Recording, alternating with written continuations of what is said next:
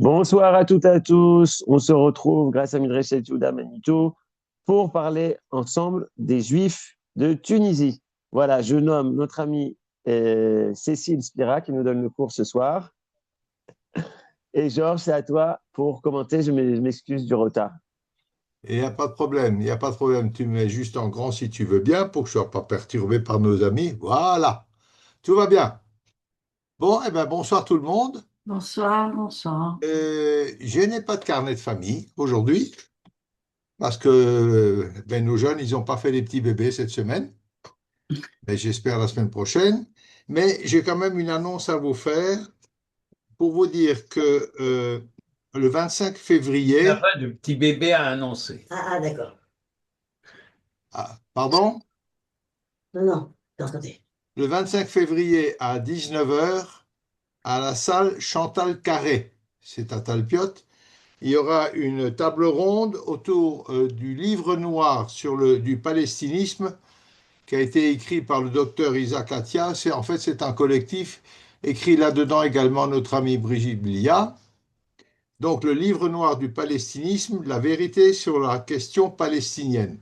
J'ai lu ce livre, je peux que vous le recommander, c'est tout à fait remarquable et avec une magnifique introduction aussi de Cherki, pas Cherki, Chikli, le ministre Chikli. Et vraiment, c'est un bouquin remarquable. Donc ça, c'est en première partie. Et en deuxième partie, le docteur Atia, qui a plusieurs cordes à son arc, nous fera un récital de Georges Brassens.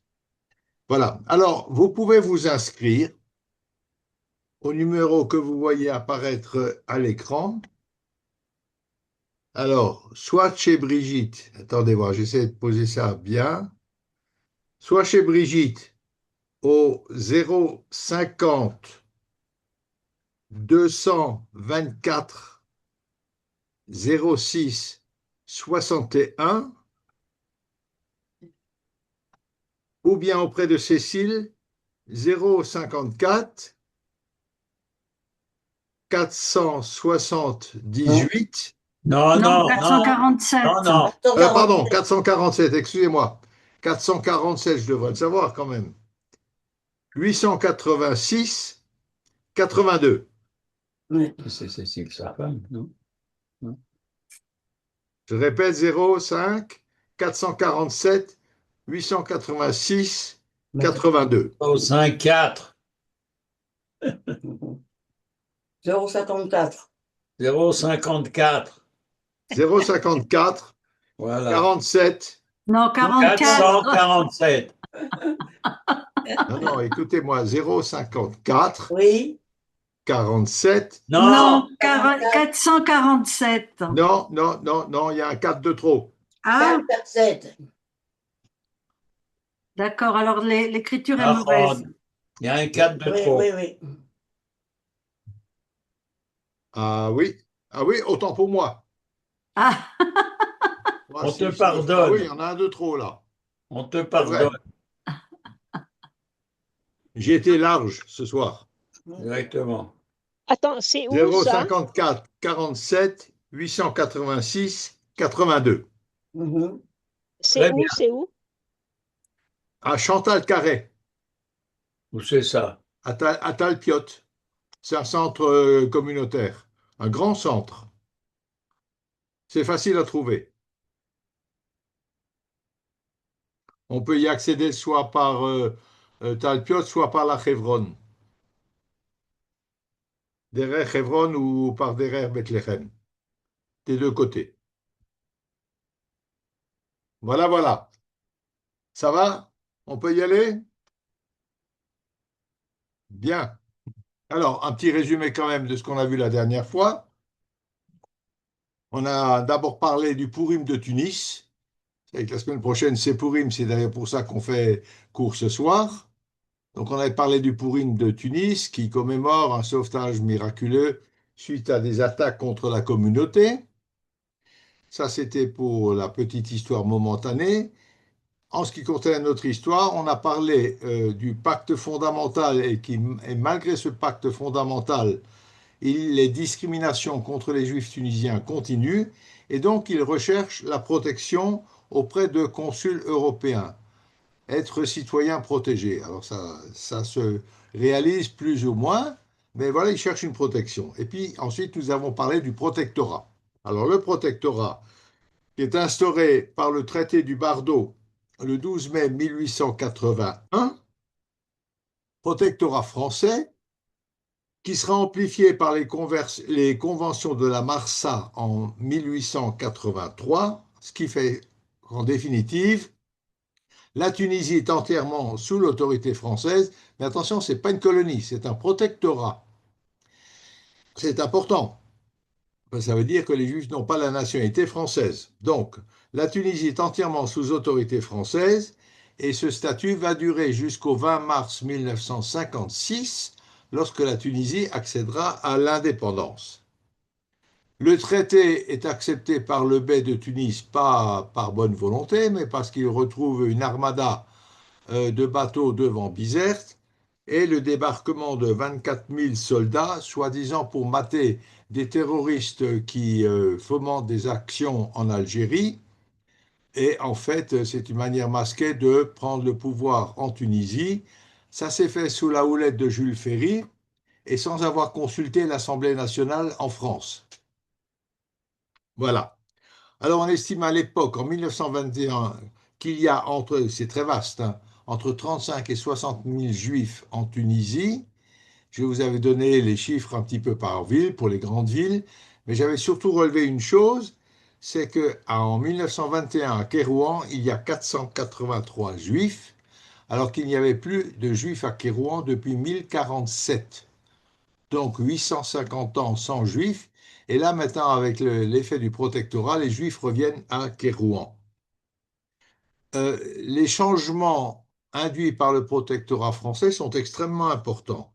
Les juifs vont parler de plus en plus le français et du coup, ils vont accéder à de nouvelles professions qu'ils vont apprendre avec des ouvriers français, des électriciens, typographes, mais également tapissiers, ébénistes, des choses un peu plus fines. Ils vont jouer un rôle important dans le crédit et très souvent seront des employés des succursales des grandes banques françaises qui s'implantent en Tunisie. Ils ont également des activités artisanales, ça c'est tout à fait traditionnel comme par le passé, mais il y a également des juifs qui rentrent dans des activités industrielles, qui sont propriétaires de sucreries, de minoteries, de différents types d'usines, donc entre les mains de familles juives. Et puis, il y a de nouveaux métiers qui sont créés, et notamment, pas mal de juifs vont devenir employés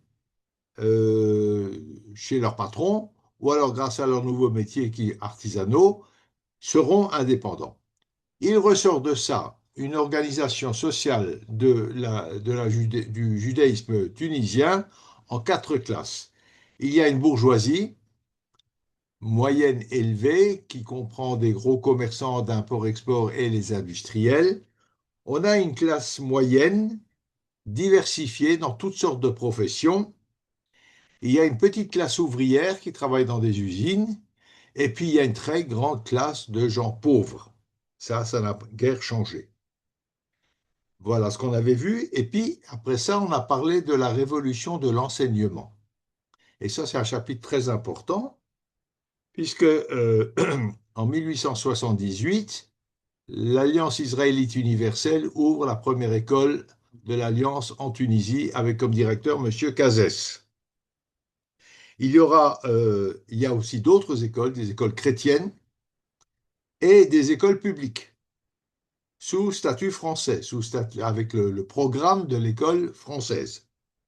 L'Alliance israélite, ce sera en tout, c'est pas énorme d'ailleurs, 5 écoles, 2 écoles de garçons à Tunis et une école de filles, une école mixte à Sousse, une école mixte à Sfax, mais aucune école à Djerba, suite à l'opposition catégorique des 2 rabbins de Djerba qui ont peur qu'on attente aux traditions religieuses de l'île. Donc pas d'école à Djerba, il y a quand même 3000 juifs à Djerba à l'époque. Et puis se rajoute à ça une école agricole qui va ouvrir et qui fonctionnera jusqu'en 1918. Donc une école avec un internat où les gosses apprennent le travail de l'agriculture. Alors, les progrès de l'école publique et de cet enseignement du français vont considérablement modifier la sociologie des Juifs de Tunisie. Et puis, les enfants qui iront au primaire, quand ils terminent le primaire et qu'ils n'ont pas beaucoup de perspectives, ils peuvent rentrer en apprentissage par l'Alliance israélite. Ils ont droit au repas, aux vêtements et également à des soins. Et ne serait-ce qu'à cause des avantages en nature qu'ils obtiennent en rentrant à l'école, beaucoup de familles pauvres vont envoyer leurs enfants à l'Alliance israélite. La scolarisation va amener clairement une rupture avec les traditions ancestrales de la communauté juive, notamment l'école pour les filles. Les filles jusque-là étaient analphabètes, et voilà qu'on leur donne un enseignement, ce qui va leur permettre de sortir du triptyque traditionnel, un mari, des marmots et le ménage. Mais ils vont sortir de ça et rentrer dans des professions et acquérir une certaine indépendance. Et le français, alors ça c'est important, l'apprentissage du français fait qu'au bout de 2 générations, le français est pratiquement la langue maternelle des Juifs de Tunisie. C'est-à-dire la première génération apprend, mais à la maison on parle encore le judéo-arabe. La deuxième génération, cette génération quand elle grandit, se marie, parle français, épouse quelqu'un qui parle le français, et donc les enfants ne parleront que le français. Ils sauront encore un petit peu de judéo-arabe, mais leur langue maternelle, on peut dire, sera effectivement le français. Alors tout ce que je vous ai dit là, en ce qui concerne la scolarisation, est beaucoup moins valable dans l'arrière-pays, dans les villages. Là, le progrès est beaucoup plus lent. Il n'y a pas d'école de l'Alliance israélite. Il y a les écoles, parfois il y a des écoles chrétiennes. Et là, on n'envoie pas les enfants. Voilà à peu près la situation. L'apprentissage du français permet également la diffusion de la culture française. On va appesantir tout ça tout à l'heure, hein. On va l'approfondir encore. Donc, permet la diffusion de la culture française. C'est-à-dire que ces jeunes qui parlent le français ont accès à la lecture et Cazès dit, quand on ouvre une bibliothèque, les seuls visiteurs qu'on trouve, ce sont les petits juifs. Ils viennent, ils lisent. Donc la lecture, on change de nom, on francise les noms, ou alors on prend un nom français plus le nom d'origine en hébreu, on met les 2 prénoms, mais on francise les noms. On change de vêtements. Au lieu de porter les tenues traditionnelles que je vous avais décrites, on commence à s'habiller à l'européenne. Et il n'est pas rare de voir d'anciennes photos de familles tunisiennes où vous voyez la jeune génération en costume européen et l'ancienne génération en costume traditionnel. Mais vous trouvez exactement le même type de photos dans le monde polonais.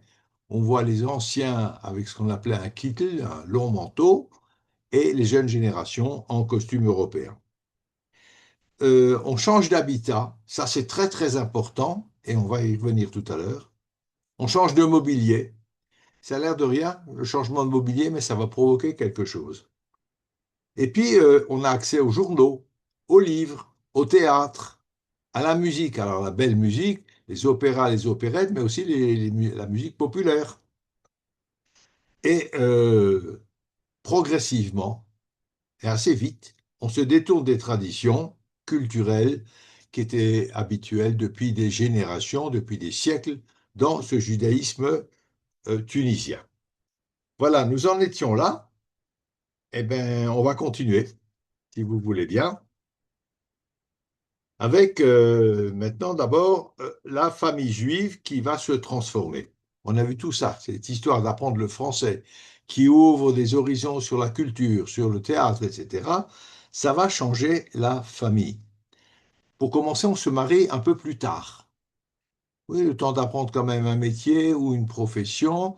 Parfois aussi, quand on arrive au bac, on part en métropole pour étudier à l'université, ce qui va nous voir revenir des médecins, des avocats, des notaires, qui auront appris dans la métropole et qui reviendront en Tunisie, qui prendront des postes importants. Donc, on se marie un petit peu plus tard et, nouveauté, on évite la consanguinité. C'est très courant qu'on se marie entre cousins ou petits cousins parce qu'on connaît la famille, on sait exactement qui est quoi. On essaye d'éviter ça.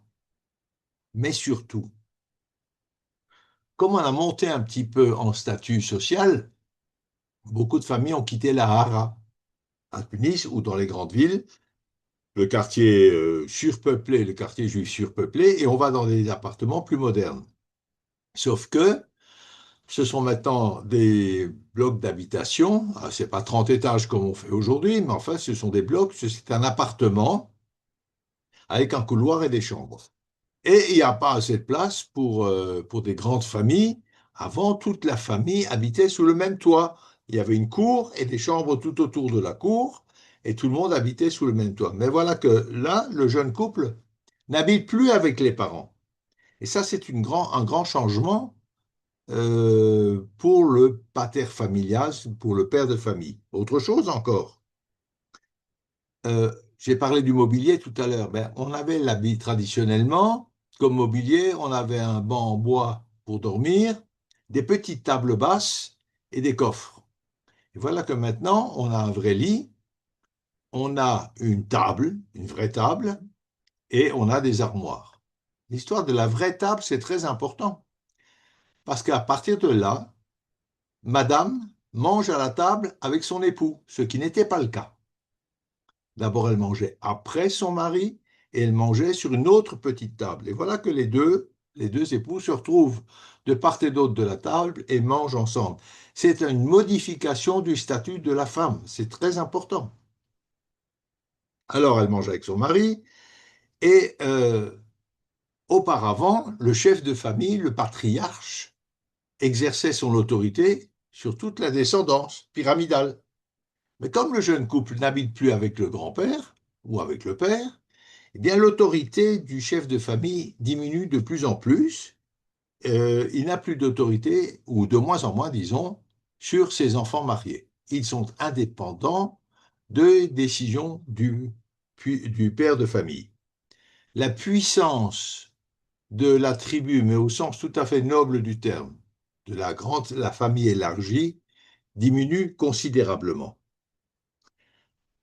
Un autre phénomène absolument catastrophique, n'est-ce pas? Je le dis avec une pointe d'humour, je vous le précise tout de suite, c'est qu'au fur et à mesure de l'occidentalisation, les Grana et les Twansa se rapprochent. Les Juifs livournais et les Juifs tunisiens autochtones se rapprochent de plus en plus, et il y a des mariages mixtes, mais c'est une catastrophe.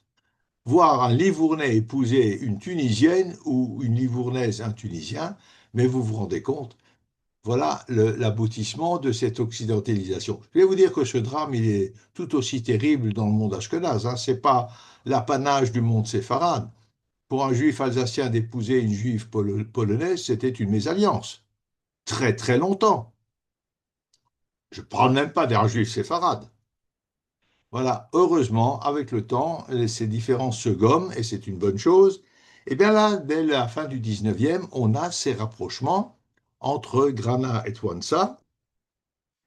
Évidemment, ça touche les milieux les plus aisés, c'est clair, c'est évident.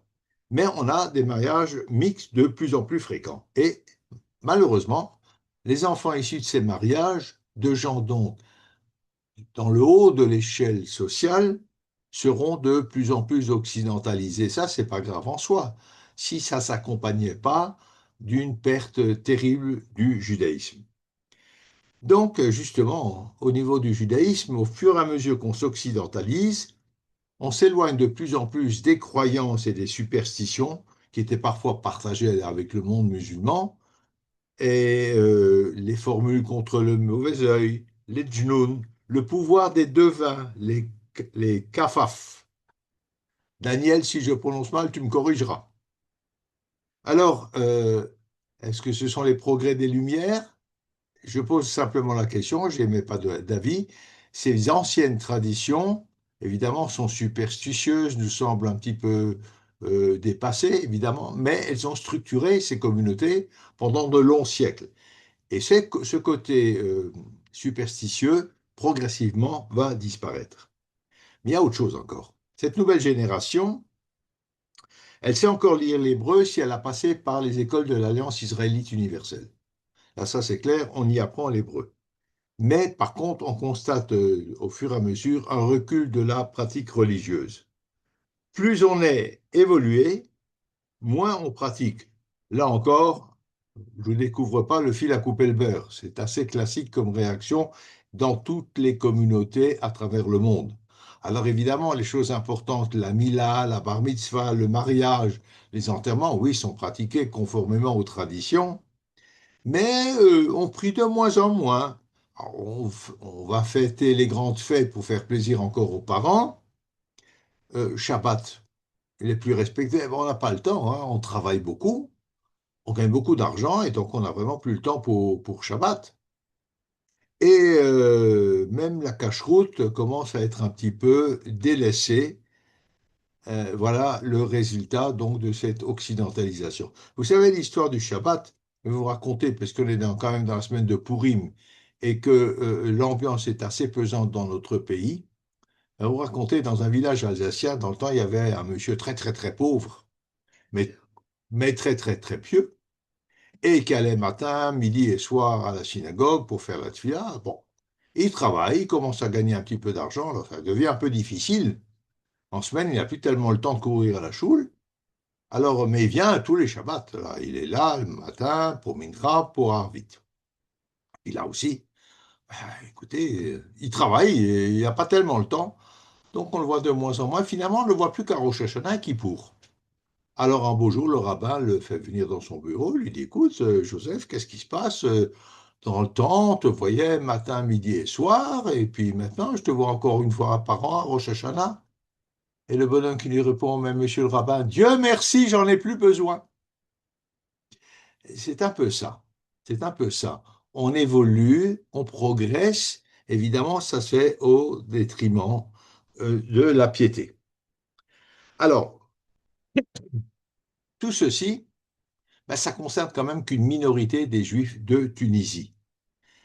La grande majorité reste quand même encore fidèle, notamment là où il n'y a pas d'école. Alors, il y a très peu de changements. Encore qu'il va y en avoir, on va en parler tout de suite.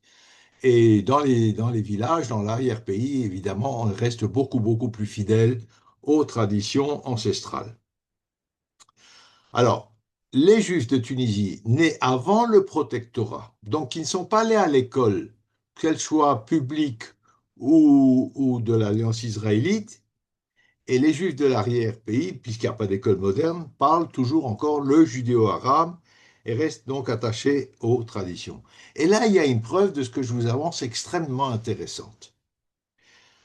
Voilà, il y a toute une immense littérature qui est publiée à la fin du XIXe siècle en judéo-arabe et qui est transcrite en caractère hébraïque. Donc, comme on peut trouver aujourd'hui parfois des livres de prière écrits en lettres latines, eh bien là, il s'agit de livres, de toutes sortes de livres, je vais vous expliciter tout de suite, traduits du judéo-arabe en judéo-arabe, mais en caractère hébraïque. Alors, ça ressort d'une étude d'un linguiste qui s'appelle Vassal, une étude qui date du début du XXe siècle. Il y a plus de 500 livres qui sont publiés à l'époque dans tous les genres. 500 livres, c'est beaucoup dans un petit pays finalement. Alors, il y a évidemment la Torah, écrite en hébreu. Celle-là, on le savait la lire en hébreu quand même, mais traduite en judéo-arabe, c'est plus compréhensible. Le livre de Ruth, les différentes Megillot, les Pirkei Avot, ça, on peut comprendre, c'est assez facile. Mais on trouve aussi de la littérature arabe, traduite en caractère hébraïque en judéo-arabe, l'histoire d'Antar, Sirat al-Anka, c'est un roman, les contes des mille et une nuits, des proverbes, et puis on trouve aussi des traductions de romans européens, comme Le Comte de Monte Cristo, Les Mystères de Paris. On trouve également des chansons qui sont traduites, des journaux. Il y a deux titres, Al-Bustan et Al-Saba, qui écrivent en caractère hébraïque, mais en langue judéo-arabe, les nouvelles. Et ces parutions sont très importantes parce qu'elles vont permettre aux anciens qui sont exclus de cette modernité de mettre un pied dans le monde plus moderne, plus récent, plus contemporain, par le truchement de ces traductions. Ils vont pouvoir s'adapter petit à petit à cette nouvelle époque. Alors voilà, cette population juive s'assimile beaucoup, elle s'assimile aux colons. Alors évidemment, les colons, ils sont très très contents de voir que les juifs s'assimilent. Pas du tout, mais pas du tout. Leurs efforts de se rapprocher de la communauté française ne leur vaut absolument pas la sympathie des colons. Lapi, c'est un philosophe, écrit, qui était en Tunisie, l'assimilation même des Israélites, loin de leur attirer la sympathie, excite beaucoup la défiance. Le jeune civilisé est en général orgueilleux. C'est intéressant, le jeune civilisé, parce qu'avant c'était un sauvage, bien entendu, est en général orgueilleux, a conscience des progrès accomplis et en tire vanité. Et on commence à dire l'antisémitisme n'est que latent à Tunis. Il pourrait toujours il peut grandir à mesure que les Européens trouveront dans les Israélites des concurrents plus dangereux. Ah, voilà. On touche de nouveau à un problème récurrent. Les Juifs pourraient devenir des concurrents dangereux dans le business des Français. Je vous rends attentif que l'API utilise le terme de antisémitisme. Or, ce terme d'antisémitisme, on reviendra, je ferai un cours là-dessus parce que vraiment c'est quelque chose d'important. A été formaté en 1879 en Allemagne par un type qui s'appelle Wilhelm Marr. Le terme était déjà apparu un petit peu avant dans un texte écrit par un juif, mais bon, le formatage de ce terme date de 1879, donc très peu avant la période dont nous parlons ici, et le terme n'est pas encore arrivé en Afrique du Nord. On parle toujours d'anti-judaïsme, c'est le terme normal. Alors, je vous ai utilisé, on parle, de temps à autre, on peut trouver ce terme d'antisémite, mais antisémite, ça a une connotation scientifique, et puis je m'arrête là sur l'explication, parce qu'il y a de quoi faire un cours entier sur l'histoire du mot antisémite et de l'antisémitisme. Et on le fera parce que c'est important. Donc voilà ce qu'il dit, cette assimilation des Juifs, ça ne fait pas du tout notre affaire, ils risquent de devenir des concurrents. Et justement, c'était l'objet du cours ce soir, la colonisation et son corollaire, l'anti-judaïsme. Dès les premières années, les Juifs ne subissent pas d'anti-judaïsme. Tout au début, après 1881, ça se passe bien, il n'y a pas trop de soucis. En tout cas, pas d'antisémitisme de la part des colons français. Les colons, c'est tous les gens qu'on envoie en Tunisie pour faire souche, pour occuper, entre guillemets, le pays.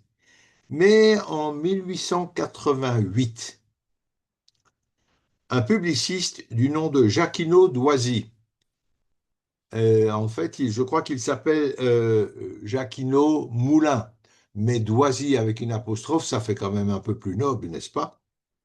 Fonde un hebdomadaire qui s'appelle La Casbah. La Casbah qui se présente comme journal anti-juif, anti-esclavagiste, paraissant le samedi. Ce journal est un véritable torchon, d'une violence sans limite contre les Juifs, et il se présente comme tel, évidemment. Il paraîtra, ce journal, de décembre 1888 à mai 1889, parce que les excès sont tels qu'il sera interdit de parution. Donc quelques mois, mais il a vraiment marqué les esprits, c'est un véritable torchon ignoble. Il est très violent, il parle des Juifs exploiteurs, des Juifs sangsues, mais finalement, il n'a pas beaucoup d'écho chez les colons français. Alors, c'est un peu compliqué cette histoire des colons. Ils sont anti-juifs, mais pas trop quand même. Ils se méfient surtout de la concurrence, mais ils n'ont pas d'autres griefs contre eux, et nous allons le voir tout à l'heure. Alors, Un autre journal, et c'est intéressant ce que je vous dis là, parce que nous voyons, fin du 19e, évidemment au début du 20e, l'importance considérable de la presse dans l'opinion publique. Elle formate l'opinion publique. Ce n'est pas un phénomène nouveau. Il y avait déjà des feuilles qui étaient distribuées au moment de la Révolution française en France, mais ils ont une influence très très importante. Donc un autre journaliste s'appelle Carnière fonde en 1892 la Tunisie française. Il se dit non antisémite, ce qui n'empêche que de temps à autre, il y a un petit dérapage. Les Juifs sont envahissants. Tunis est la nouvelle Jérusalem. Il dénonce des usuriers. Il y a des faillites frauduleuses. Les Juifs et le judaïsme sont un État dans l'État. Alors l'histoire des usuriers, là aussi, ça c'est important parce que pour inciter des Français à venir s'installer en Tunisie, le gouvernement français avait pris 2 mesures incitatives. La première, c'est qu'ils n'auront pas besoin de faire l'armée, c'est quand même pas mal. La seconde, c'est qu'ils recevaient un prêt qui devait leur permettre de s'installer en Tunisie. Sauf que ce prêt n'était pas suffisant. Donc il fallait le compléter. Les gens qui venaient, évidemment, c'est une terre vierge du point de vue des Français. Ils y viennent pour en être dans l'espoir de se créer une situation. Donc ils n'ont pas d'argent. Alors, pour compléter ce qu'ils ont besoin, ils vont voir des Juifs. Pas que d'ailleurs, des chrétiens aussi. Et les taux pratiqués par tout le monde, parce qu'il n'y a aucune garantie sur ces prêts, sont extrêmement élevés, c'est de l'ordre de 50% par an. C'est quand même beaucoup, beaucoup, beaucoup. Donc on les traite d'usuriers et ça va créer un petit fond anti-juif pas tout à fait sympathique. Seulement, ça c'est la Tunisie française. Et puis il y a d'autres journalistes qui vont prendre le contre-pied en disant qu'il y a tout autant de faillites chez les chrétiens, et tous les juifs ne sont pas responsables des agissements de quelques-uns de leur communauté. Et comment les juifs pourraient-ils être un État dans l'État alors que le protectorat français refuse la création d'un consistoire central? Ça, on en reparlera pas ce soir d'ailleurs, l'histoire du consistoire central. Et donc, le gouvernorat préfère des caisses de bienfaisance individuelles dans chaque communauté. Donc, si vous voulez, le consistoire central, du point de vue de la Régence, aurait été une puissance en face de la Régence, et ils ne sont pas d'accord pour la création de ce consistoire central, et donc on a des caisses de bienfaisance individuelles dans les communautés. Donc voilà des journalistes qui prennent le contre-pied pour défendre la communauté. Et il y a un journal que vous connaissez qui a été édité par un homme de triste mémoire qui s'appelle Drummond en 1888, qui s'appelle La France juive. Et même lui n'arrive pas à faire croire au péril juif contre les communautés d'Afrique du Nord. De plus, soulignent ces journalistes, s'il y a, c'est vrai, quelques juifs fortunés, la masse des juifs sont pauvres, ou pour le moins modestes, sujets du bey, ils n'ont pas les droits d'un citoyen français, donc qu'est-ce qu'on leur veut comme histoire et pourquoi est-ce qu'on s'en prend à eux? Alors, par ailleurs, il souligne également que les Juifs ont toujours été loyaux à la France, et on en a une illustration lorsque le président Sadi Carnot sera assassiné en 1894. Des prières sont dites dans toutes les communautés de France et également dans les grandes communautés de Tunisie, bien que Sadi Carnot ne soit pas le président des Juifs tunisiens. Mais on respecte cet homme. De plus, comment soupçonner les Juifs de Tunisie qui ont tout fait pour aider les Français en Tunisie? Alors vraiment, voilà des journalistes qui disent toutes ces accusations n'ont pas de sens, n'ont pas de fondement, elles n'ont aucune raison d'être. C'est intéressant parce que en général, on tape plutôt sur nous Et voilà qu'il y a des journalistes qui prennent le contre-pied. Vous savez, quand il y a eu l'affaire Dreyfus, le père de, de Lévinas avait dit quoi? Un pays où la moitié de la population se bat contre l'autre moitié pour défendre un juif, c'est là qu'il faut aller. Et c'était pas tellement courant. Donc voilà, donc c'est plutôt rassurant. Janvier 1898, il y a une manifestation à Alger contre le livre, l'article J'accuse de Zola dans le cadre de l'affaire Dreyfus. Et donc janvier 1898. Et dans la semaine du 20 au 25 janvier, des foules déchaînées s'en prennent aux Juifs, pillent les magasins et les maisons. Il y a, je crois, aussi 3 morts, une centaine de blessés. Ça se passe en Algérie. Donc c'est l'affaire Dreyfus qui est en train là de focaliser, de creuser l'opposition dans la population. Et la presse tunisienne se réjouit que le calme règne dans la Régence et qu'en Tunisie, il ne se passe rien. La Dépêche tunisienne, alors la Dépêche tunisienne, ça c'est un formidable journal qui va souvent prendre la défense des Juifs, vraiment, émet l'espoir que l'entente va durer dans le temps. Bon, l'encre n'a pas le temps de sécher, que le 26 mars 1898, donc 3 mois après, une bagarre entre un juif et un arabe dégénère en émeute et la police n'arrive pas à maîtriser cette émeute. Cette émeute va durer 3 jours, jusqu'à ce qu'arrivent les Zouaves qui étaient l'armée française, avec la baïonnette au canon le 29 mars, et qui procèdent à toute une série d'arrestations. D'ailleurs, pour la petite histoire, mon beau-père était zouave en Tunisie dans le cadre de son service militaire. Et on a une photo à la maison avec un pantalon rouge et puis une veste bleue, comme les zouaves à l'époque. Voilà, alors on procède à 62 condamnations contre des Arabes, 20 contre des Juifs, 2 contre des étrangers, et puis quelques mois plus tard, en juillet 1998, il y a une amnistie générale. L'origine de ces émeutes n'est pas claire. Est-ce que ce sont des gens d'Algérie qui sont venus faire de la provocation? Est-ce que c'est une bouffée de haine des Arabes? Est-ce qu'il y a une erreur d'un juif? C'est possible aussi. On n'a pas véritablement d'explication. Par contre, on se pose des questions. Pourquoi la police n'a pas été capable d'agir? Est-ce que ce sont des fonctionnaires qui ont voulu donner une bonne leçon aux Juifs parce qu'ils prennent un petit peu trop d'ampleur avec leur éducation? Et puis en Tunisie, aussi, il faut dire qu'on est partagé entre Dreyfusards et anti-Dreyfusards. L'administration coloniale est largement anti-Dreyfusarde, et voilà, mais pas les colons.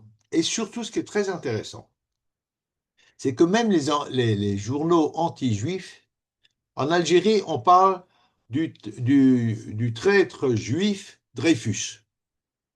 OK. En Tunisie, on n'emploiera jamais ce terme.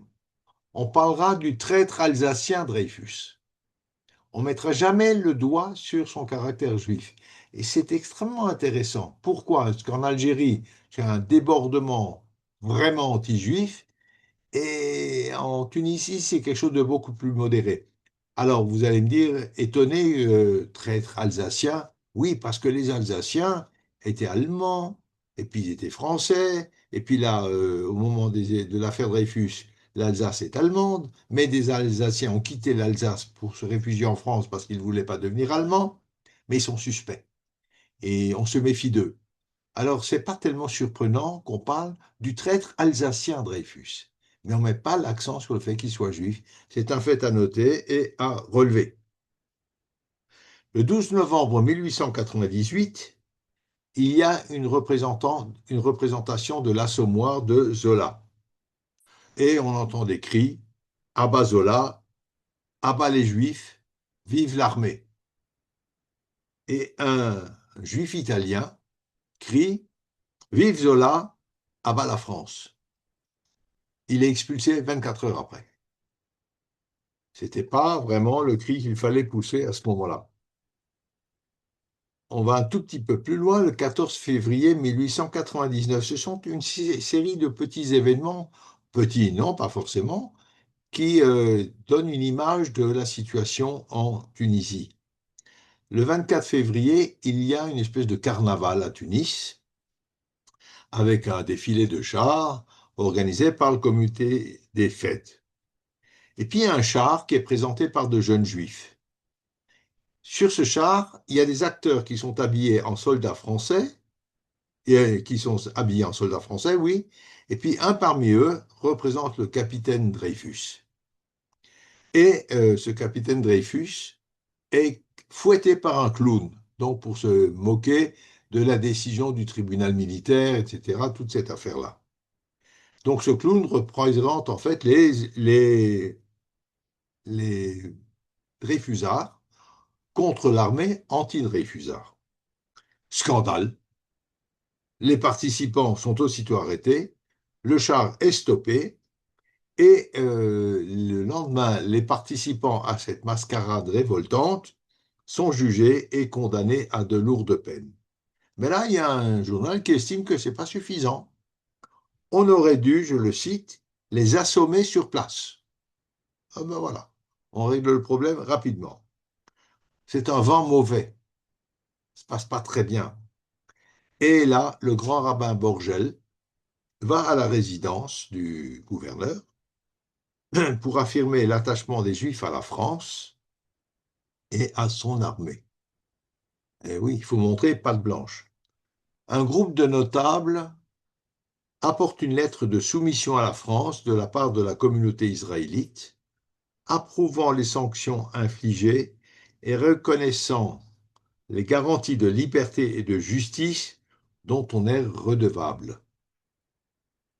C'est assez pathétique comme démarche, parce que l'autorité coloniale, l'administration coloniale, n'est pas très très sympathique avec les Juifs. Les colons, ça va un petit peu mieux, mais pas l'administration. Voilà, mais on essaie de montrer patte blanche pour, encore une fois, là, calmer le jeu. Et puis, il faut reconnaître que les Juifs de Tunisie se sont aussi passionnés pour cette affaire Dreyfus, et on en a beaucoup discuté dans les chaumières. Il y a un deuxième procès Dreyfus à Rennes, qui se tient à Rennes. Et la Dépêche tunisienne, un journal qui a eu très très souvent des propos qui soutenaient la communauté, craint et l'écrivent qu'en cas d'acquittement de Dreyfus, les Juifs ne manifestent trop bruyamment leur satisfaction. Et ils ne le disent pas dans un mauvais sens. Ils le disent pour protéger les Juifs. Et la Dépêche écrit « Les Juifs de Tunis n'ont aucun droit de prendre une part publique dans une affaire qui ne concerne que la France et les Français. S'ils sont heureux pour un coreligionnaire, qu'ils le fassent chez eux, mais les rues et places ne doivent pas retentir de leur satisfaction. » Encore une fois, c'est un propos, sachant où il est écrit, qui se veut protecteur ou prévenir les Juifs, attention, faites pas, manifestez pas trop, ça va se retourner contre vous. Alors, sauf qu'à Rennes, il y a une nouvelle condamnation de Dreyfus. Et les Juifs de Tunis vont de nouveau suivre avec passion les efforts de toute une intelligentsia, menée notamment par Zola, pour le faire acquitter. Tous les Juifs sont intéressés, les plus cultivés lisent la presse française et les autres la presse judéo-arabe. Il y a une imprimerie qui s'appelle Ouzan et Castro, qui publie une complainte en judéo-arabe, Melzouma Dreyfus, qui prouve l'intérêt pour un procès qui se voulait celui de la race juive. Alors ça, c'est intéressant parce que ce journal s'adresse à une population de l'arrière-pays ou dans les petites villes qu'on peut imaginer loin de tout ce qui se passe en France, voilà. Oui, mais non. même dans les petites villes, même dans l'arrière-pays, on connaît l'affaire Dreyfus, on en parle, on en discute. Et donc voilà un journal qui va écrire un texte en faveur de Dreyfus.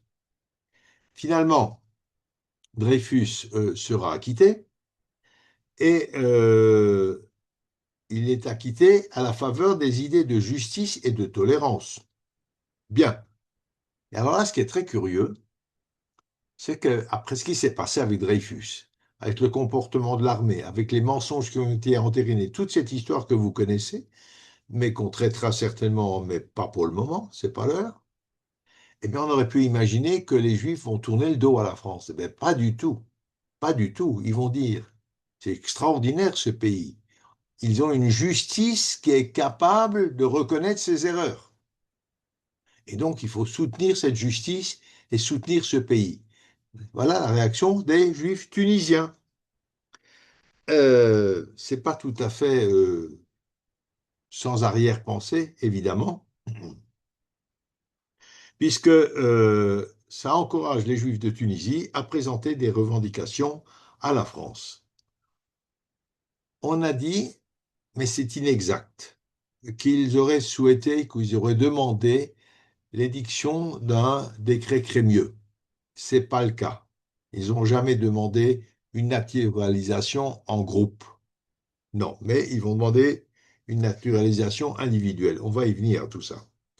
Par contre, ils vont demander au tout début du XXe siècle deux choses importantes.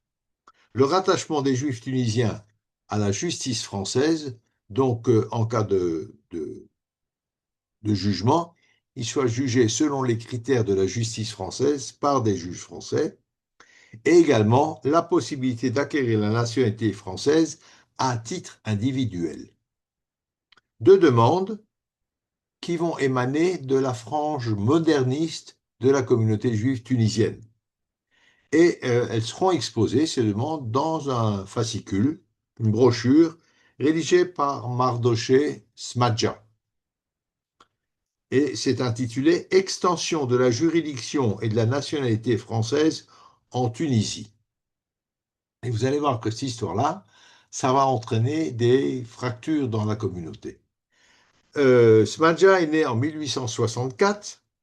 C'est le petit-fils de l'ancien grand rabbin de Tunis, qui était grand rabbin entre 1998 et 1900. Il va à l'école de l'Alliance israélite universelle jusqu'au certificat et jusqu'au brevet. Mais il ne va pas pouvoir poursuivre ses études, probablement faute de moyens ou quelque chose comme ça. Alors il se cultive seul. C'est un autodidacte dans les livres, dans les journaux. Et à force de lecture, il acquiert des convictions modernistes et laïques. Il est représentant de commerce, parce qu'il faut quand même qu'il gagne sa vie. Comme représentant de commerce, je vous rappelle que c'est un métier qui est arrivé avec l'arrivée des Français. Et il défend les revendications des Juifs. Il fonde un journal intitulé La Justice, qui sera publié de 1907 à 1914. Là, encore une fois, l'impact des médias. D'autres Juifs, évidemment, ont soutenu son combat, mais comme c'est lui l'instigateur de toute cette affaire, il devient la cible de ceux qui combattent ses revendications, parce qu'évidemment, ça ne va pas passer comme une lettre à la poste. Alors, en ce qui concerne la justice, à l'exception des Juifs protégés par le consulat, vous savez qu'on pouvait obtenir une protection moyennant finance, on avait vu ça, les Juifs sont jugés par les tribunaux tunisiens, que ce soit dans le domaine commercial ou dans le domaine criminel. Un tribunal qui est des juges relativement peu formés et qui de toute façon ont un parti pris pro-musulman, c'est évident. Ça, c'est dans le domaine de la justice. En matière sociale, il relève du Bed-Din, donc il est là quand même pour juger tout ce qui relève, oui, du social, de la société. Et Smadja critique très durement le Bed-Din en raison de lois juives qu'il dit archaïques.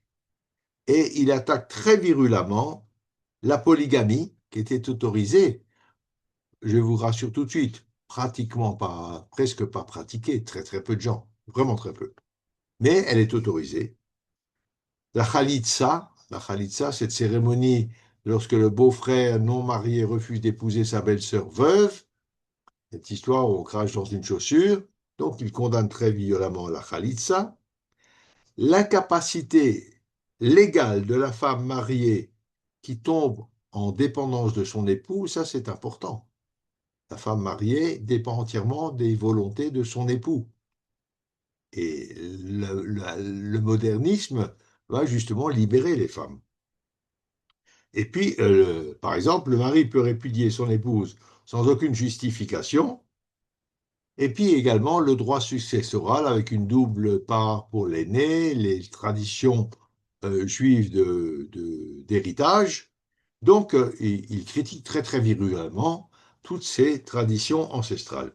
Et il dit, les juifs tunisiens veulent être soumis au droit civil français. Tout à fait péremptoire. Ça, c'est en ce qui concerne la justice. On reviendra sur tout ça parce que il met le feu aux poudres et la poudre, elle va beaucoup parler au figuré. En ce qui concerne la naturalisation, alors elle est régie par une loi de 1899 et voilà les conditions, vous allez voir que c'est pas très facile. Après 3 ans de résidence en Tunisie, les étrangers peuvent être naturalisés et après 1 an seulement s'ils ont épousé une Française. Ça, c'est pour les étrangers, c'est-à-dire des Français, des Italiens, des Espagnols, etc. Mais pas les Juifs tunisiens. Non, pour les Juifs tunisiens, c'est beaucoup plus compliqué. Les Juifs tunisiens, premièrement, il faut avoir servi 3 ans dans l'armée. Deuxièmement, il faut avoir rempli des fonctions payées par le Trésor français, donc être un fonctionnaire français. Troisièmement, avoir rendu des services exceptionnels à la France. Alors, regardez le problème. Voilà les conditions. Or, les Juifs tunisiens, n'ayant droit ni à l'armée, ni à la fonction publique, il faut l'une des 3 conditions, hein, ou l'armée, ou la fonction publique, ou des services exceptionnels. Or, les Juifs tunisiens ne font pas l'armée française, déjà parce qu'ils ne sont pas citoyens français. Ils n'ont pas accès à l'armée, ils n'ont pas accès à la fonction publique pour les mêmes raisons. Restent les services exceptionnels rendus à la France. Alors, dans l'intitulé déjà, exceptionnel, ça veut dire que c'est extrêmement rare que quelqu'un remplisse les conditions nécessaires. Elles sont exceptionnelles par définition et par conséquent, ces Juifs tunisiens ne pouvaient devenir français. Et de fait, il n'y a pratiquement pas eu de naturalisation de Juifs tunisiens. Je vous donnerai les chiffres tout à l'heure. C'est là que intervient Smadja avec son journal et en demandant la naturalisation et l'administration par la justice française. Et il se heurte à une opposition catégorique des musulmans et de l'administration française. Alors l'administration française, parce qu'elle n'est pas des plus sympathiques à l'égard des Juifs, on est encore dans l'affaire Dreyfus, il y a une tradition anti-juive dans l'administration, le Quai d'Orsay est antisémite depuis bien longtemps, ce n'est pas une nouveauté aujourd'hui, le Quai d'Orsay. L'affaire de Damas en 1860 est la conséquence d'une intervention du Quai d'Orsay. Et j'en passe et des meilleurs. L'affaire des tombes, les tombes des rois à Jérusalem, c'est une affaire du Quai d'Orsay. Alors, on n'est pas tellement étonné. Les musulmans, oui. Pourquoi? Bien, tout simplement parce qu'ils pensent que ce serait faire un cadeau aux Juifs et leur donner un avantage qu'ils ne méritent pas. Voilà. Alors, je vais encore avancer un tout petit peu. On n'arrivera pas à finir tout puisqu'on va commencer un peu plus tard. La population juive, elle exprime 2 revendications. Dans un premier temps, que les Juifs tunisiens relèvent de la justice française et dans un deuxième temps, qu'elle soit inscrite dans la nation française à l'instar des Juifs d'Algérie. Voilà ce qu'écrit Smadja et voilà ce que réclament les Juifs tunisiens. Sauf que ce n'est pas exact, tout à fait comme ça. En ce qui concerne la justice, il y a différentes opinions en présence chez les Juifs. Les Juifs des classes supérieures, évidemment, réclament de relever de la justice française.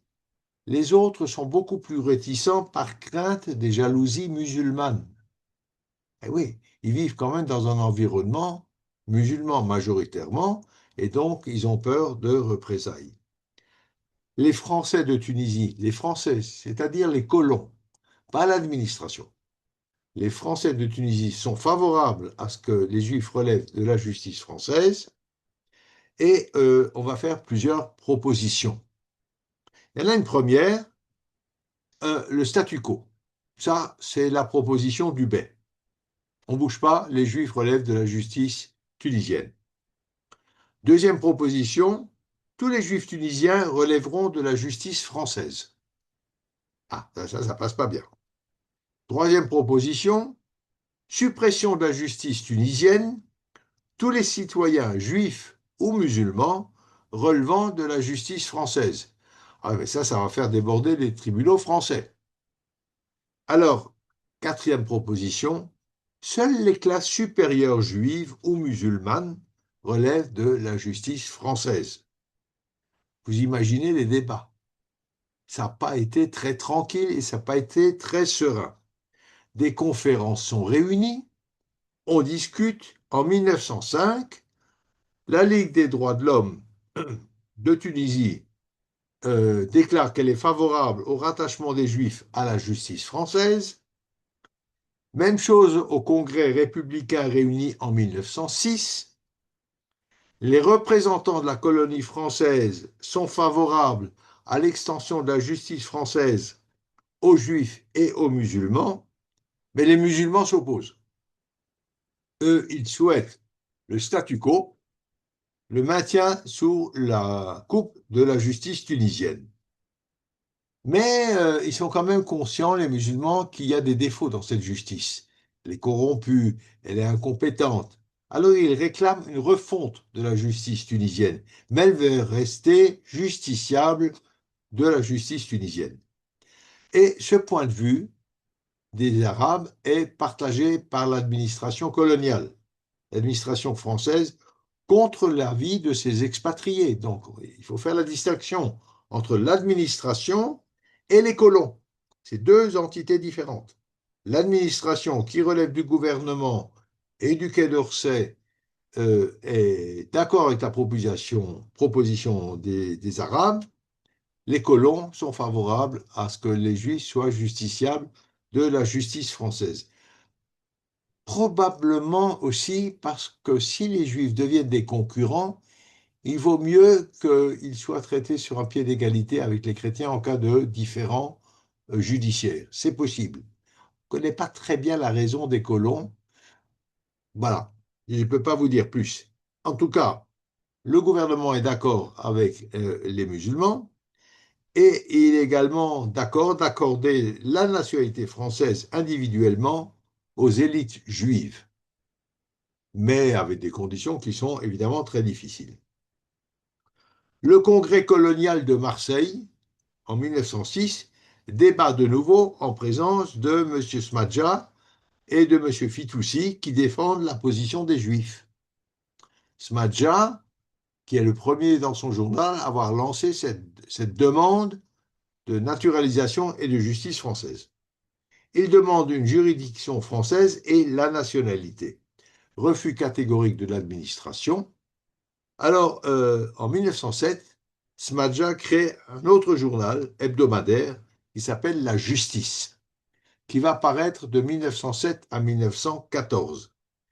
Et dans ce journal, il va défendre évidemment sa position. La population musulmane édite elle aussi un journal qui s'appelle Le Tunisien, journal du mouvement Jeunes Tunisiens. En Turquie, il y aura le mouvement des jeunes Turcs. Une autre histoire. Et voilà, c'est cet esprit, des gens qui font avancer les choses, pense-t-on. Et le Tunisien s'oppose à la justice de Smadja. Alors il y a toutes sortes d'arguties juridiques, des nouveaux débats, et on arrive toujours aux mêmes conclusions. Réforme de la justice tunisienne, mais pas de rattachement des Juifs à la justice française. Monsieur Berge est un représentant de l'administration française, pas un type très sympathique, au demeurant. Il dira la chose suivante. Si on faisait en Tunisie un plébiscite, on entendrait les Israélites dire « Laissez-nous nos mœurs, notre religion, nos rabbins ». Il n'y a que Smadja qui pense le contraire.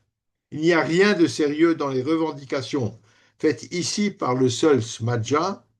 On pense qu'il parle en son nom personnel et contre l'avis de ses coreligionnaires. Donc, voilà. Une affaire compliquée, apparemment. Quant à la nationalité française, alors là, il n'en est pas question pour le moment. Alors, on poursuit les efforts. Il y a un monsieur qui s'appelle Nessim Haddad, qui publie un journal qui s'appelle Le Défenseur. Ce journal paraît en 1908 et il est animé par la bourgeoisie libérale juive tunisienne, donc le haut du panier social de la Tunisie, avec beaucoup plus de modération que la justice de Smadja. On est plus chaloupé, plus empoulé, on sait dire les choses avec plus de diplomatie. Ils sont parfaitement conscients que la population française est opposée à la naturalisation des Juifs, favorable à ce qu'ils relèvent de la justice française, mais opposée à leur naturalisation pour une raison toute simple. Ils auraient les mêmes droits que les colons français. Et donc, ils sont opposés au même titre d'ailleurs que les autres étrangers demeurant en Tunisie. Alors, le défenseur demande la naturalisation ouverte aux Juifs remplissant certaines conditions, mais demande également, pour sa part, l'extension de la justice française aux Juifs tunisiens. Et je crois que je vais m'arrêter là parce qu'on va avoir des meetings maintenant. On va avoir des meetings pour soutenir toutes les positions. Et parfois, ça va être assez violent. Ouais, on parle là de prise de position dans un domaine juridique, que ce soit pour la nationalité ou pour la justice, ça mène à des débats considérables. Voilà, alors j'en ai terminé pour ce soir. Si vous avez des questions, je suis prêt.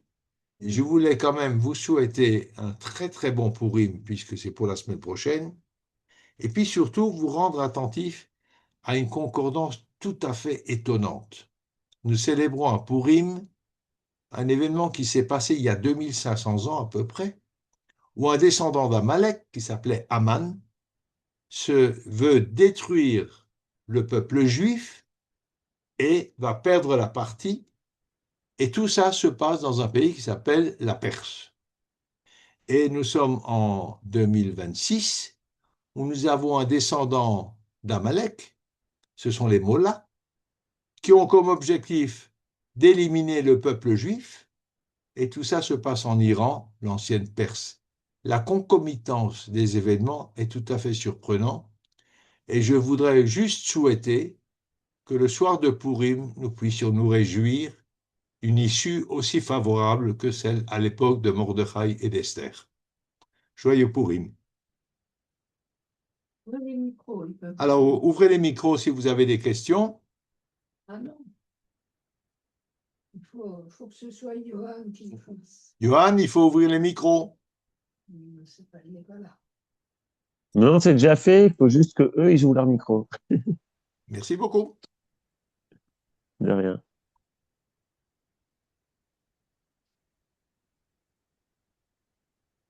Oui, Francis, mais ouvre ton micro maintenant. Ça y est. Ah, voilà. Bonsoir, Maxime. Ah, Bonsoir. ça y est, c'est bon. Fête. Amen. Françoise. Bonne fête. Bonsoir. Je peux parler. Moshe. Chag Sameach, Purim Sameach. Pourim Oui, Sameach, Sameach. Moshe. Également à Marianne. Ça va, merci. Et chez vous, tout va bien? Ça va, tout va Ça bien. Baruch Hashem. Ça va. On ne voit pas. Bonsoir, Lydia. Bonsoir. Bonsoir. Bonsoir. Bon prime à vous. Je sais où je suis. Merci beaucoup. Bonsoir, bon Pourim aussi. Merci. Des questions? Une petite question, c'est Ariel, bonsoir à tout le monde. C'est à Bonsoir, Ariel. propos de cette... en tout cas, d'abord, merci. Et donc, la question est de cette tension entre tradition et modernité. Oui. On voit que ce soit au niveau des écoles, au niveau de la justice, au niveau... Et donc, quelle était l'influence, d'une certaine manière, j'allais dire, du départ des Juifs de Tunisie, qui jusqu'à présent étaient liés, enchaînés, voilà, enfin, cette entrée dans la modernité, comme dans beaucoup d'endroits, qui font en sorte que cela a permis aux Juifs de s'éloigner. Oui, mais voilà, parce que le judaïsme, si on ne le comprend pas bien, est quelque chose de très contraignant. Oui. Et voilà qu'avec la modernité, on leur dit, mais vous pouvez faire ça, vous pouvez faire ça. Il y a un monde qui s'ouvre devant ces jeunes et qui vont se précipiter. Mais tu trouveras exactement le même phénomène en Pologne. On oublie par exemple qu'en Pologne, c'est la terre des rabbins, des Streimel, des gens à la yeshiva. On oublie que 50% des juifs polonais ne tenaient rien du tout. Bah oui, c'est ce qui Parce qu'ils ont aussi eu accès à une certaine modernité. Même phénomène en France. L'Alliance israélite universelle, personne ne peut contester qu'elle a fait un travail extraordinaire. Mais elle a aussi fait un travail de destruction. Oui. Elle a été très opposée au sionisme. Il y a beaucoup de choses à dire sur l'Alliance israélite universelle. Et pourtant, moi j'en parle avec énormément de respect parce qu'ils ont fait un travail fabuleux. Moi aussi, je le vois. Alors, vous savez, c'est un phénomène de balance, hein. On était très religieux, alors on jette tout, et puis après, les choses, on l'espère, vont se rééquilibrer. On le constate même aujourd'hui. On arrive à concilier modernité et tradition, c'est pas incompatible.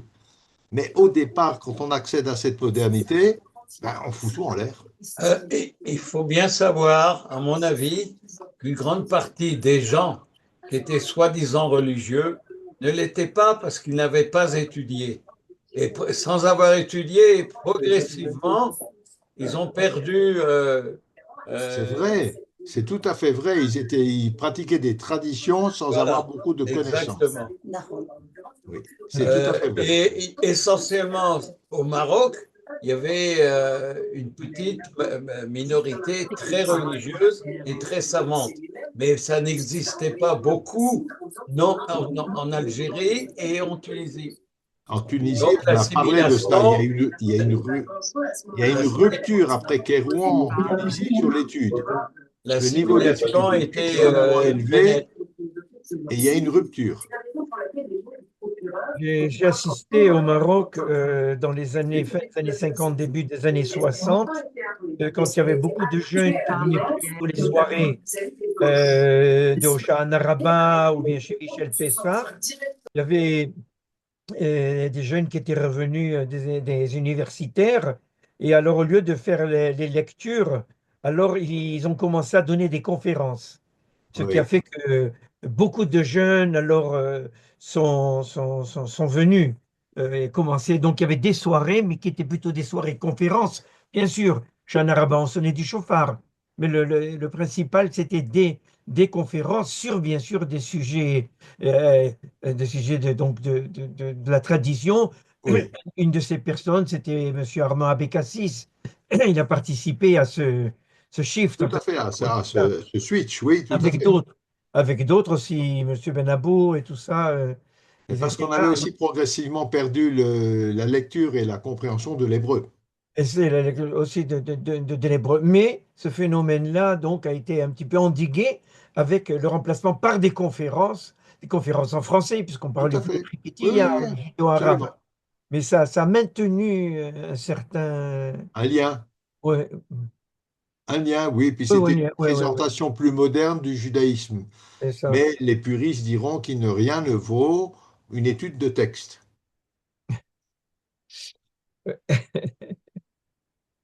Et voilà, voilà. Voilà. D'autres questions? Toda, Rabba, merci beaucoup, Georges, pour une Sameach. Purim Sameach à tout le monde. Jamais. Merci.